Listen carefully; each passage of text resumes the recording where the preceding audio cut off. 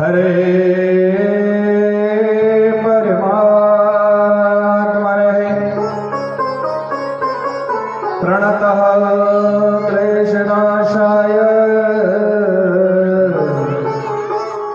श्री गोविंदाय नमो नमः। गुरुर्ब्रह्मा गुरुर्विष्णु गुरुर्देवो महेश्वरः गुरुर्साक्षात् परब्रह्म तस्मै श्री गुरवे नमः। लक्ष्मीनाथ समारंभा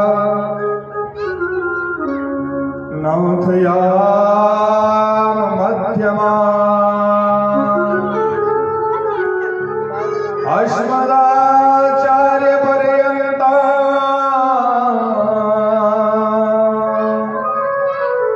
वंदे गुरु परंपरा। जय जय श्री राधारमण जय जय नवल किशोर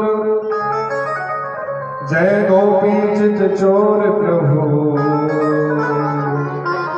तो जय जय माखन चोर।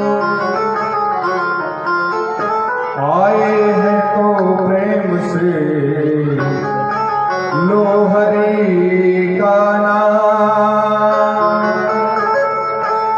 सब भक्तों को दास की जय जय राधे श्याम जय जय राधे श्याम। बोलिए भक्त वत्सल भगवान की जय हो। दूर दूर से आई हुई मेरी मातृ शक्ति प्रेम चरण अनुरागी मेरे पुरुष वर्ग हल्ला गुल्ला में साथ देने वाले नन्हे नन्हे छोटे छोटे बच्चे, आइए सबसे पहले यहाँ के ग्राम देवताओं को नमस्कार करें कि वह आए अपना स्नान ग्रहण करें। फिर अपने अपने पितरों को नमस्कार करें कि पितृ देवता भी आए, वह इस कथा को श्रवण करके अनुयायी हो। मन और वाणी को एकाग्रचित रखने के लिए कुछ क्षण श्री गोविंद नाम आश्रय लेते हुए मन रूपी तार को श्री गोविंद के श्री चरणों में बांधते हुए गोविंद से प्रार्थना करते हैं। जय जय राधा रमण हरि बोल जय जय राधा रमण हरि बोल जय जय राधा रमण हरि बोल जय जय राधा रमण हरि बोल हरि बोल हरि बोल हरि बोल हरि बोल हरि बोल हरि बोल हरि बोल हरि बोल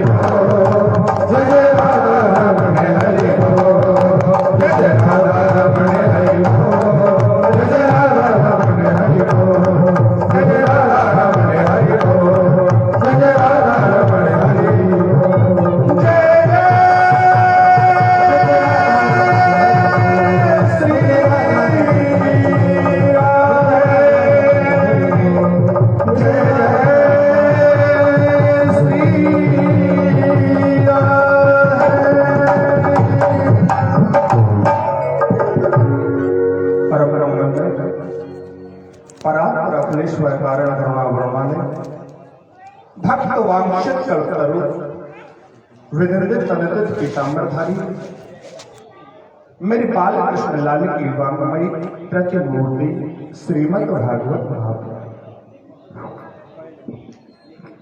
आइए, भागवत कथा क्या है?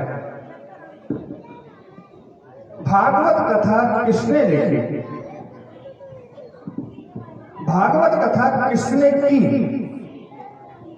इन सभी विषयों पर हम चर्चा करेंगे।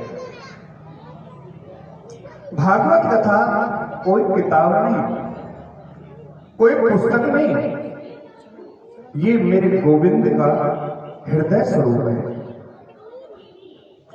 जैसे शरीर के अंदर हार्ट काम करता है, वैसे ही मेरे गोविंद के दिल के अंदर यह विग्रह रूपी व्याप्त है। यह श्री सूत जी महाराज ने इस कथा को श्रवण पानी कराया और 88,000 ऋषियों ने इस कथा को श्रवण पानी किया। किस लिए किया? संसार में सब कुछ मिल सकता है, परोपकाराय पुण्याय पापाय परपीड़नम। हमारे बुजुर्गों ने बताया शरीर का धर्म क्या है, मनुष्य का धर्म क्या है? परोपकार करो, पुण्य करो। जब परोपकार करोगे, पुण्य करोगे, पापाय परपीड़नम, पाप दूर भाग जाएगा। अधिकांश आपने देखा हो, जब भी कथा होती है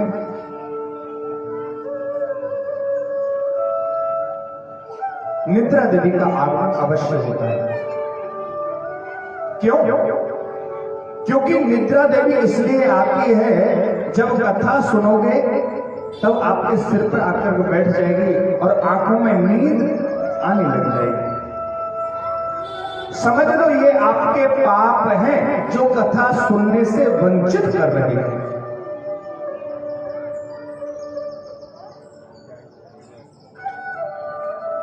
एक बार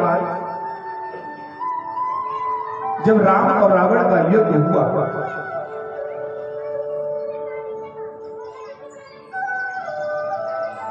तो निद्रा देवी ने पूछा, क्योंकि कुंभकर्ण जब मारा गया, कुंभकर्ण को जो वरदान था सोने का वरदान मिला था, तो उन्होंने क्या पूछा? प्रभु, मेरे स्वामी को आपने अपने लोक को भेज दिया और मैं जाऊं तो जाऊं कहां? भगवान कहने लगे, यहां भी मेरी चर्चाएं हो रही हो, यहां मेरा नाम लिया जाता हो, वहां जाकर के पहुंच जाना और जाकर के जो बातें ज्यादा करती है ना माता, उनके सिर पे जाकर के बैठ जाए। क्यों? क्योंकि या तो बात कर ले या कथा सुन ले, एक ही काम हो पाता, दो काम नहीं हो पाता। उमा कहूं मैं अनुभव अपना, बिन हरि भजन जगत सब सफल। भोलेनाथ भी माता पार्वती को समझाते हुए एक ही उपदेश देते हैं कि पार्वती, मैंने एक अनुभव किया है, संसार में कोई किसी का नहीं है, बनी बनी के सब साथियां, बिगड़ी का कोई नहीं है मेरी मैयाओं।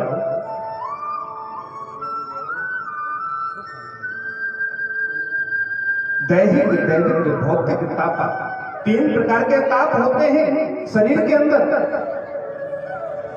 घर परिवार से दुखी रहना, शरीर से दुखी रहना, धन से दुखी रहना।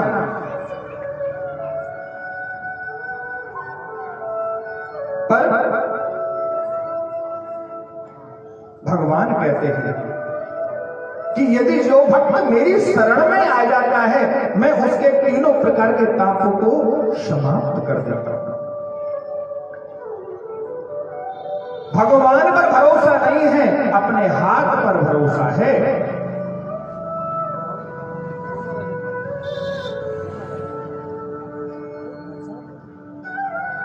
मंदिर जाएंगे और मंदिर जाते समय रास्ते में मंदिर पड़ेगा, दूर से प्रणाम कर लेंगे। अरे भैया, जिन्होंने संसार में आपको भेजा है उनका क्या धन्यवाद नहीं कर सकते? हम धन्यवाद तो कर ही सकते हैं। कम से कम गाड़ी से उतरे, भगवान की जो सिटी है उसको प्रणाम करें। पता नहीं किस भक्त के चरण इस पर होकर के गए हो और हमारी किस्मत खुल जाए।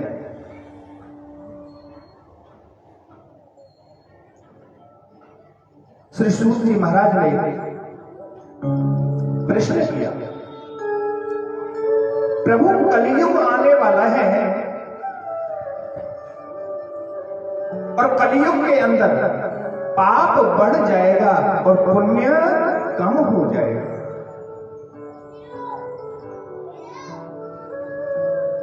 देखिए, कलियुग में बड़ी महत्वता है हर चीज की। सतयुग में, द्वापर में और त्रेता में जब 100 सालों तक यज्ञ किया करते थे तब हमको कोई चीज प्राप्त होती थी। श्री सूत जी महाराज कहते हैं, राजन, हे देवगणों, हे ऋषि मुनियों, कलियुग के अंदर कलियुग केवल नाम आधारा, सुमिर सुमिर नर उतरहि पारा। कलियुग के अंदर मनुष्य जिस स्थिति में हो, जरूरी नहीं है कि अपने काम धंधों को बंद करने के पश्चात ही भगवान का नाम लें। क्या किया जाए? श्री सूत जी महाराज ने बतलाया, प्रभु घर के अंदर कार्य करते रहें और गोविंद का नाम लेते रहें। अच्छा, आपने देखा होगा घर में सब्जी बनाते हो, सब बनाते हैं, ऐसी बात तो नहीं है कोई नहीं बनाता होगा। घर में सब्जी सबके बनती है। कभी तो इतना टेस्ट आ जाता है उसके अंदर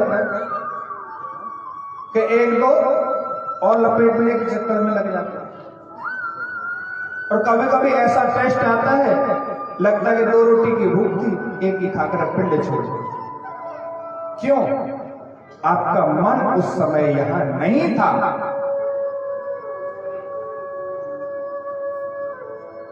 श्री सुखदेव जी महाराज कहते हैं, राजन,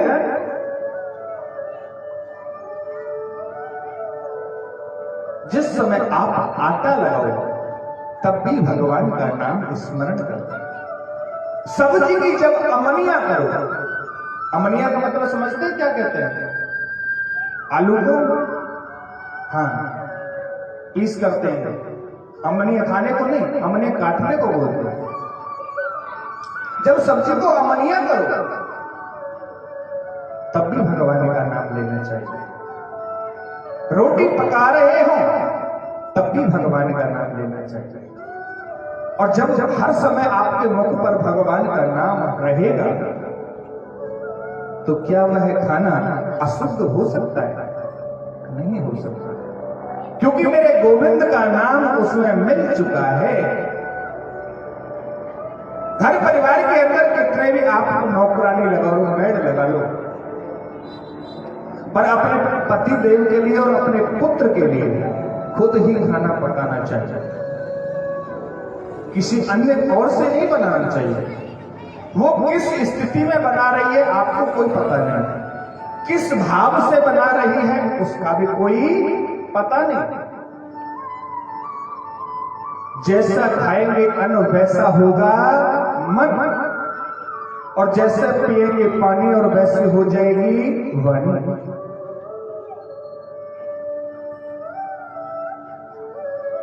कलिहाल बेहाल भय जब से, तब से मति लोग निकी गौवराई, और उत्तम काम को नीच करें और नीचन को ही उत्तम करें। मैया घर में कुत्ता रखने के लिए जगह मिल जाएगी, पर माँ बाप को रखने के लिए जगह नहीं मिलती जल्दी से। बड़े किसी किसी के घर में सौभाग्य की बात है जो बच्चे अच्छे निकल जाए, और जब से कारे मूड बारी आ जाए ना तो राम जी बचावे। हाँ,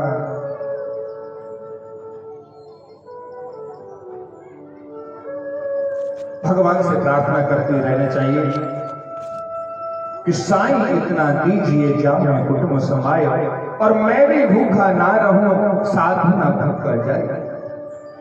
मेरे दरवाजे कोई आए वह खाली हाथ ना जाए। मांगन गए तो मर गए। देखिए, एक तो कोई आपके दरवाजे मांगने आया, मांगने के पश्चात भी आपने उससे मना कर दिया। यदि उसकी स्थिति ठीक होती तो आपके दरवाजे आता ही क्यों? आप किसी के दरवाजे मांगने जा सकते हो? बताइए, कौन मांगने जा सकता है? कोई नहीं जा सकता, क्योंकि आप सामर्थ्यवान हो। मांगता कौन है? जिसके सामर्थ्य नहीं है। सोनक जी श्री सुखदेव जी महाराज से कलयुग के जीवों के काल रूपी मुख में पड़े हुए ग्रास के रूप में हम मनुष्य को भलाई के लिए बड़ी उत्तम बात कहते हैं। प्रीति शौनक हो चित्रे हृतो वंचित वर्चया, सर्व सिद्धांत निष्पन्नम संसार भयनाशनम, भक्तोद्वर्धनम यच्च कृष्ण संतोष हेतुका, तदेहं ते विनाश्यामि सावधान तथा शृणु। हमको 27 प्रकार के साधन बतलाए हैं। सबसे पहला साधन है दया। हम कुछ नहीं कर सकते हैं तो कम से कम दया तो कर सकते हैं दूसरे पर। सत्य बोल तो सकते हैं, सोच स्वाध्याय त्याज्य, हम सभी प्रकार के कार्यों को कर सकते हैं, पर भगवान का नाम लेने में असमर्थ है। सूजी कहते हैं, राजन सोनकादि ऋषि जिस समय व्यास अंदर से सुखदेव जी महाराज राजा परीक्षित को कथा श्रवण पान कराने के लिए आए, उसी समय देवता भी उनके समीप आ गए। कहने लगे कि राजा परीक्षित के कुछ क्षण बाकी हैं और उसके पश्चात ये गोविंद के धाम को जाने वाले हैं। यदि आप इसके उद्देश्य से इनको अमर करना चाहते हैं तो हम अमृत लेकर के आए हैं, आप इनको पिला दें। कम करो थोड़ा सा।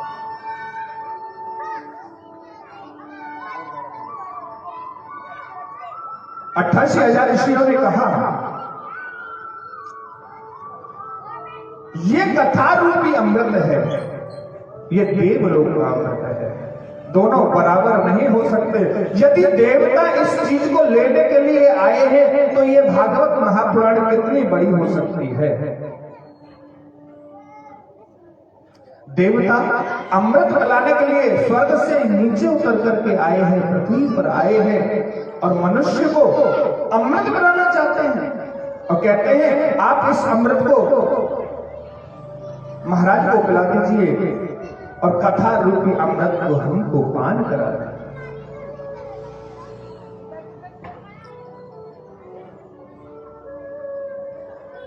88,000 ऋषियों ने मना किया कि प्रभु कहां पीतल और कहां सोना। पीतल का भी सोना हो सकता है क्या? पीतल का भी सोना नहीं हो सकता। वैसे ही भागवत कथा कोई साधारण कथा नहीं हो सकती। देवताओं को तो आक्रोश आया, थोड़ा क्रोध आया,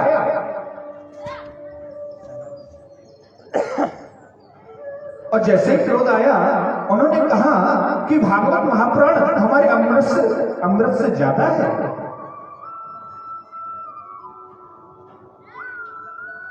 एक तराजू मंगाया और एक तराजू के अंदर भागवत महापुराण को रखा, दूसरे तराजू के अंदर अमृत को रखा, अन्य अन्य शास्त्रों को रखा, पर भागवत महापुराण तुलने वाले नहीं, क्योंकि मेरे गोविंद साक्षात इसके अंदर विराजमान होते हैं।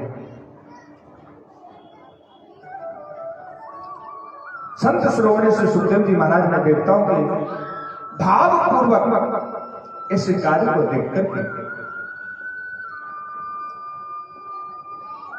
राजा परीक्षित की मुक्ति का उपाय साधने लगे। और जब उन्होंने तराजू में रखा, देवता हार करके अपने देव लोक चले गए। एक समय नारद जी महाराज भ्रमण करते करते पृथ्वी लोक में घूमने के लिए आए। अहम तो पृथ्वी यातो ज्ञात्वा सर्वोत्तमामिते पुष्करं च प्रयागं च काशी गोदावरी तथा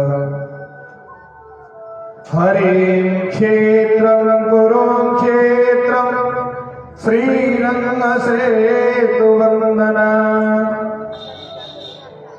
एवमादिषु तीर्थेषु मप्रमाणतस्तदा। मैं सर्व लोगों में गया, घूमते घूमते जब पृथ्वी लोक में आया, मैं हरिद्वार गया, कुरुक्षेत्र गया, सेतुबंध रामेश्वरम गया, पर मैंने कहीं भी भक्ति का प्रचार होते हुए नहीं देखा। जब एक समय मैं पृथ्वी लोक पर ही वृंदावन से निकल रहा था, तो उसी समय वहां एक यमुना के किनारे एक युवती पड़ी हुई है, खड़ी बैठी हुई है, और दो पुत्र खड़े हुए हैं। उनके साथ में सखी सहेली बैठी हुई है, और जैसे ही जाने लगी,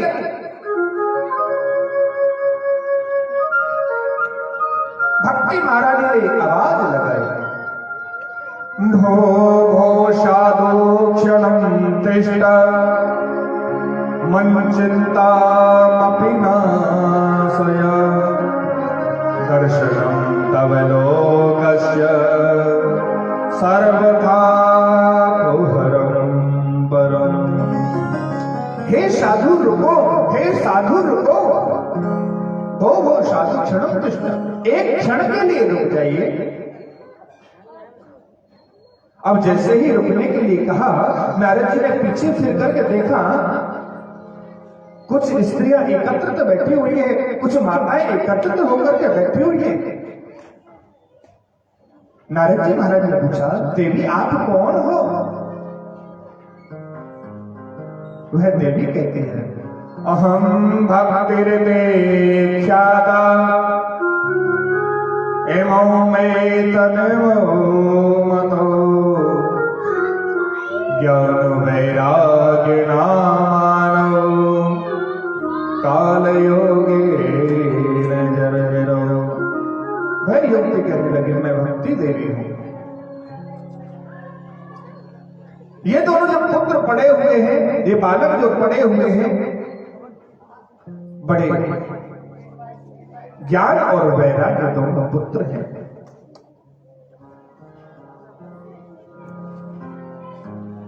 देवी ये कैसे हुआ? मां जवान और पुत्र बुजुर्ग, ऐसे कभी होता है क्या? तो भक्ति देवी कहते हैं उत्पन्ना द्रवणे साह वृद्धे कर्णाटके गता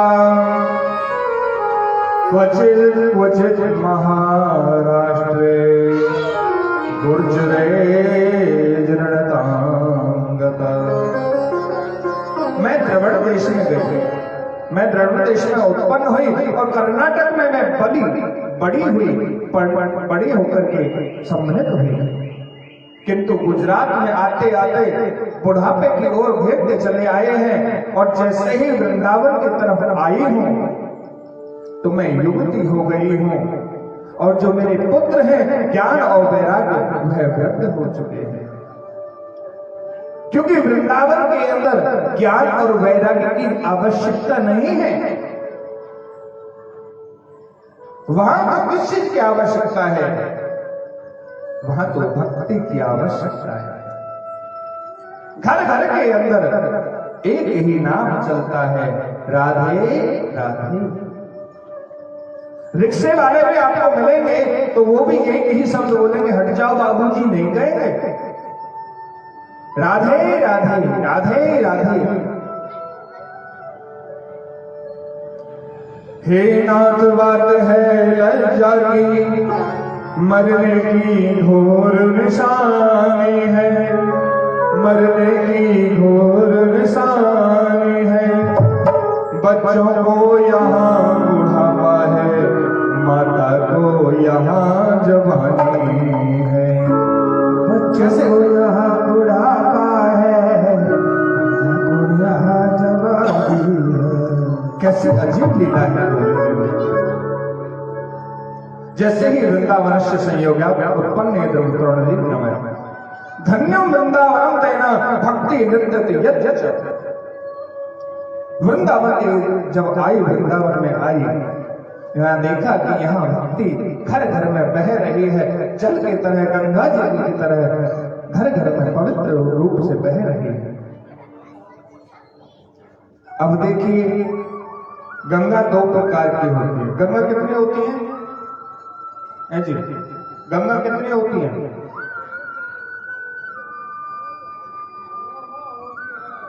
जी, गंगा कितनी होती है? हमारी जवाहर नगर की माता बड़ी भोली भाली सी है, पता नहीं कुछ बोलती नहीं है। अरे कितनी होती गंगा? कितनी है? 5? गंगा 5 है। हमने गंगा का पूछा, यमुना सरस्वती का नहीं पूछा। गंगा एक है, पर मैयाओ गंगा एक नहीं, गंगा 2 होती है। गंगा 2 कैसे?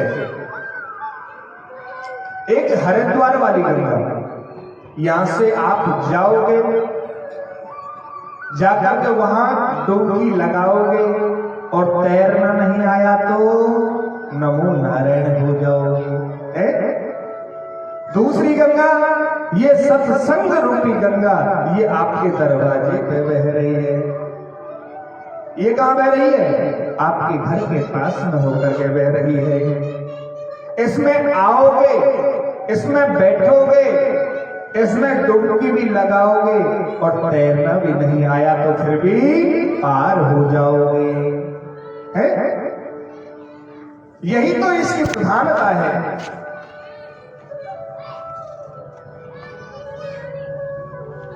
आइए हम भी वृंदावन की तरफ चले। हरि वृंदावन में हुक्म चले बरसाने वाली का, मेरा श्याम दीवाना है श्री राधा प्यारी का, मेरा श्याम दीवाना है श्री राधा प्यारी का। वृंदावन में हुक्म चले बरसाने वाली का, वृंदावन में हुक्म चले बरसाने वाली का, मेरा श्याम दीवाना है श्री राधा प्यारी का, मेरा श्याम दीवाना है श्री राधा प्यारी का।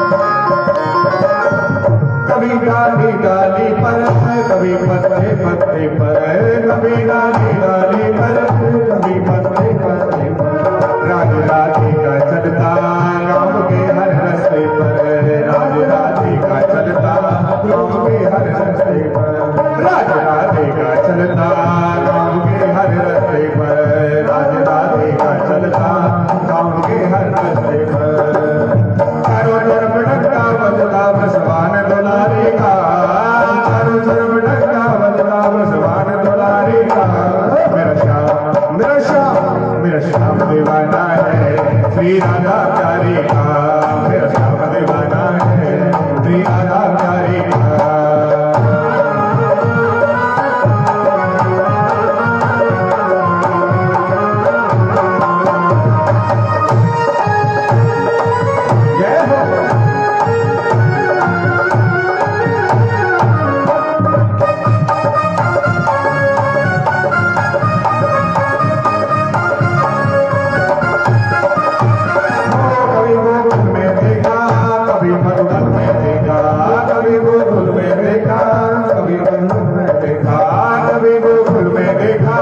कभी मधुबन में देखा, कभी गोकुल में देखा, कभी मधुबन में देखा, कभी बनघट पर देखा, कभी यमुना तट देखा, कभी बनघट देखा, कभी बड़का मठ देखा, राम बदल के रख डाला बस कृष्ण मुरारी का, राम बदल के रख डाला बस कृष्ण मुरारी का, मेरा श्याम मेरा श्याम मेरा श्याम दीवाना है श्री राधा प्यारी का, मेरा श्याम दीवाना है राधा प्यारी का, मेरा श्याम दीवाना है राधा प्यारी का, मेरा श्याम दीवाना है राधा रानी का, वृंदावन में हम चले बरसाने वाली का, वृंदावन में हम चले बरसाने वाली का, मेरा श्याम दीवाना है राधा प्यारी का, मेरा श्याम दीवाना है राधा प्यारी का, मेरा श्याम दीवाना है राधा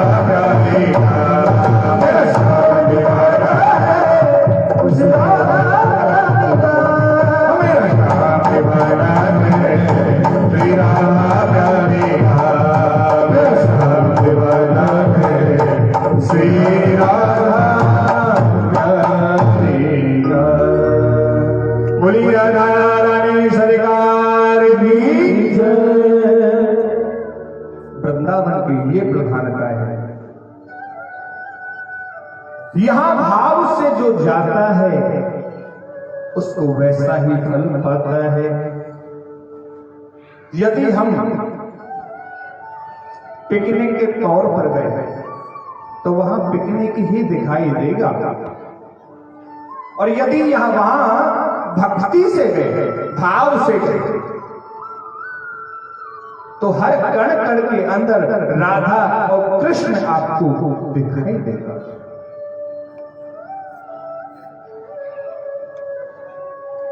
यत् फलम नास्ति तत्सा न योगेन समाधिना तत्फलम लभते सम्यक् कलो केशव कीर्तिना। जो फल सतयुग त्रेता द्वापर में बड़ी बड़ी तपस्या करने से मिलता था, वही फल कलयुग के अंदर श्री हरि का नाम संकीर्तन करने मात्र से मिल जाता है।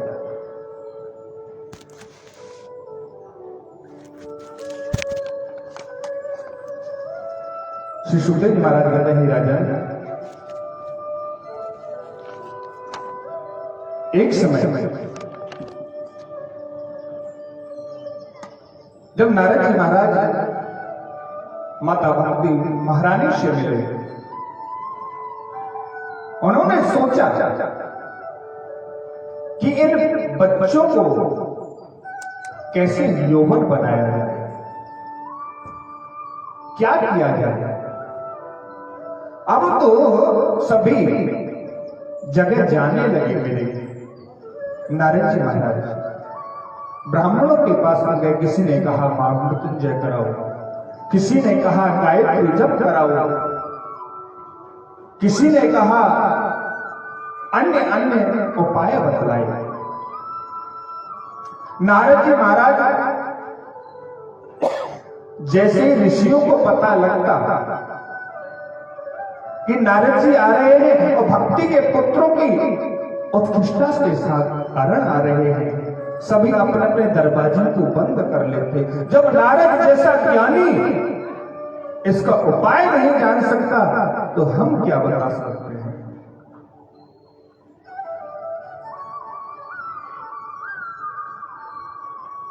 जैसे ही नारद जी महाराज भ्रमण करते करते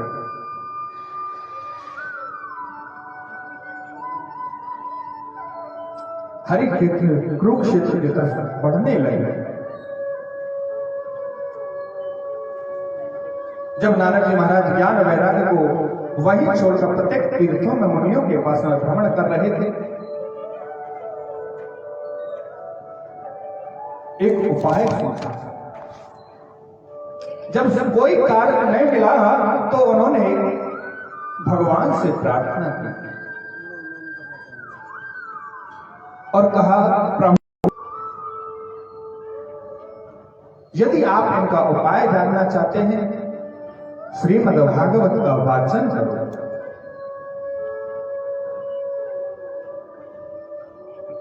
और जैसे ही वाचन का नाम लिया, वैसे ही श्री सुखदेव जी महाराज कहते हैं, नारद जी उन्होंने हरिद्वार के तलहटी में भागवत कथा का आयोजन किया। और ये भागवत कथा कोई साधारण भागवत कथा नहीं, सबसे पहली कथा संसार में किसी ने कराई सोनगादी 88,000 ऋषियों के बाद में, तो नारद जी ने भक्ति के पुत्रों के निमित्त कराई।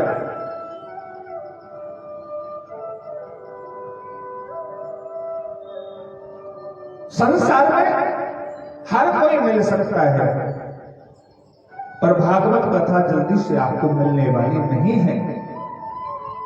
जिसके भाग्य में होती है वही उसी को मिल पाती है।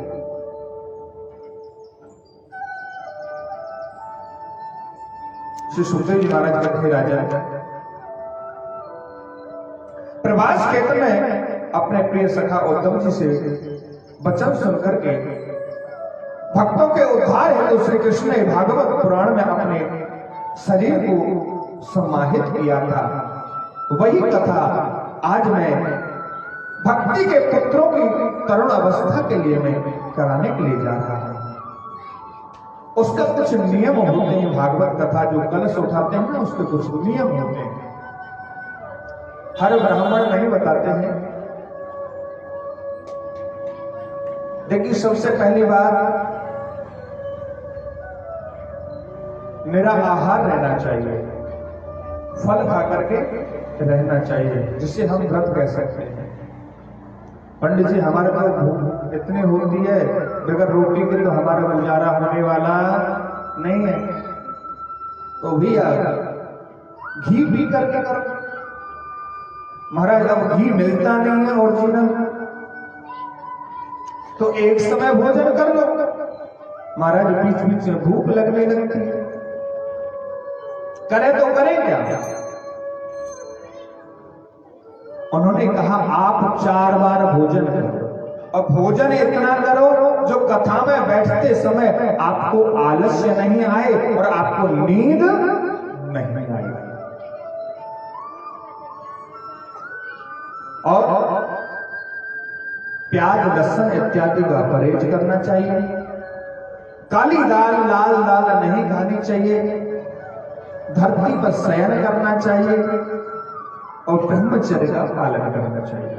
ये कुछ नियम है भागवत कथा सुनने के। अब जैसे ही नारद जी ने मुनीश्वरों से पूछा, ये मानवा पाप कृतस्तु सर्वदा सदा दुराचार विमार्ग क्रोधाग्निदग्नाद कुटिलाशिकामिना सप्तायज्ञेन गलो पुनन्तः। ये मनुष्य है ना, ये हर समय पाप में रत रहता है। और अब तो एक इतनी बड़ी चीज और चल गई है झूठ बोलने की। कहा क्या बात है, सुबह से शाम तक उस पर झूठ के सिवा कुछ बात ही नहीं। कहाँ हो जीजी? जीजी मैं तो बाजार में आए थे, घूम रही हूँ छोले भटूरे वाले के पास है।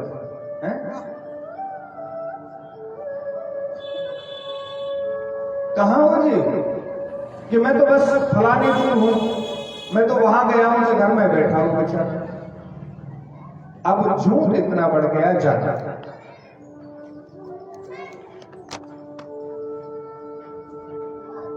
श्री सुखदेव जी महाराज की सनकादि ऋषि कहते हैं, नारद जी अब हम तुम्हें वह प्राचीन इतिहास की कथा श्रवण पान कराते हैं। अत्र ते कीदृश्याम इतिहासं च पुरातनम् यस्य श्रवणमात्रेण पापहानि प्रजायते। जिसको सुनने मात्र से पाप नष्ट हो जाते हैं। पूर्व काल में तुंगभद्रा नदी के किनारे एक अनुपम नगर है। वहां पर सभी वर्णों के धर्मों के लोग रहा करते हैं और वहीं पर एक पंडित जी रहते हैं आत्मदेव नाम। प्रातःकाल जाते हैं, संध्या वंदन इत्यादि करने के बाद अपने कार्य के लिए चले जाते हैं। उनकी पत्नी है धुंधली देवी। कौन है? क्या बताया? उनकी पत्नी का क्या नाम है? पीछे वाले धुंधली देवी। हाँ, मैं तभी चेक कर रहा हूं तो सुन रहे हैं कि नहीं सुन रहे, आवाज आ रही है कि नहीं आ रही है। धुंधली देवी अपने स्वामी को इतना लाड करती है, इतना प्यार करती है, इतना दुलार करती है कि जिसका कुछ कहना ही नहीं। पंडित जी महाराज सुबह के जाते हैं और शाम के समय घर में लौट करके आते हैं और उनके घर के अंदर कोई भी संतान नहीं है। पंडित जी एजेड होते गए, उम्र बढ़ती गई। गांव वालों ने कहा, महाराज आप हमारे कुल गुरु हो, आपके जाने के बाद हमारे घरों में पूजा पाठ कौन करेगा? कथा समझ में आ रही है नहीं आ रही? पूजा पाठ कौन कराएगा? जब तक आप हैं तब तक तो आपके हाथ पर चले, तब तक तो आप करा देंगे। आपके जाने के बाद हमारी पूजा पाठ कौन कराएगा? अब तुम्हें आश्चर्य में पड़ गया कि ये बात आज तक हमने सोची नहीं। उनके घर में एक गाय है। गाय ने भी आज तक कोई बालक नहीं दिया। तुलसी का पौधा जब भी लगाते हैं वह सूख जाता है।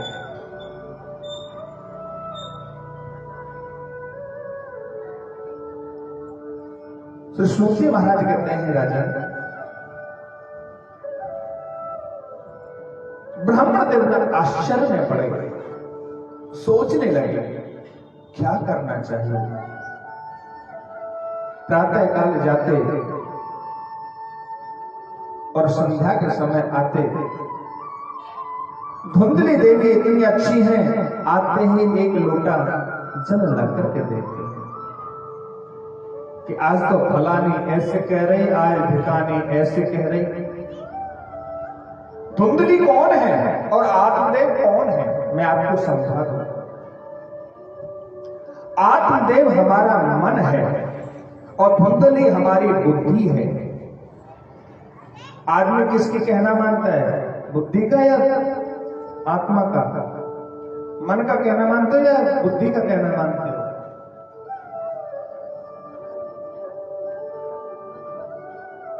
बुद्धि के साथ में ही चलते हैं सभी। और आत्मदेव जी उन्होंने गुलाम बना रखे हैं। मन को गुलाम बना दिया है। बुद्धि ने कह दिया यहां से जाना तो यहीं से जाना होगा। इनका कोई रूप नहीं है। आज जैसे ही मन में क्षोभ आया और समुद्र की तुंगभद्रा नदी के किनारे जाकर के वह नदी के किनारे बैठे और वहां तपस्या करने लगे। तपस्या करते करते जैसे ही वहां तपस्या करने के लिए गए, कुछ ही क्षणों पश्चात वहां संतों की टोली जा रही थी। और जैसे ही संतों की टोली जा रही थी, आके संतों के चरण पकड़ लिए। प्रभु क्यों रोकते हो? कथम रोगों विप्रस्त। हे ब्राह्मण देवता, आप रोकते क्यों हो? कम से कम कोई बात है तो हमको बतलाओ तो सही। जब हमको कोई बात का पता ही नहीं लगेगा तो हम कर क्या सकते हैं उसके लिए?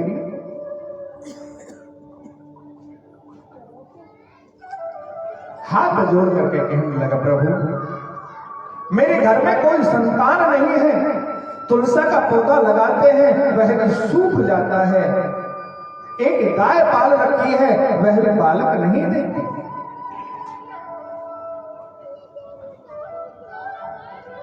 तो प्रभु मैं क्या करूं? जो नहीं संतान इच्छा और इच्छा नहीं धन धाम की, और जब भोगने वाला नहीं यह संपदा किस काम की।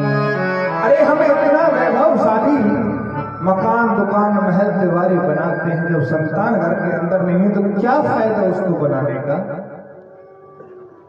और यदि बच्चा लायक निकल गया तो आपके 4-4 6-6 कोठी बंगले खड़े हो जाएंगे। और बच्चा नालायक निकल आया, जो आपने जोड़ा है ना वह सब फेंक। खूब समझाया। संतों ने कहा आत्मदेव मान जाओ। आज जैसे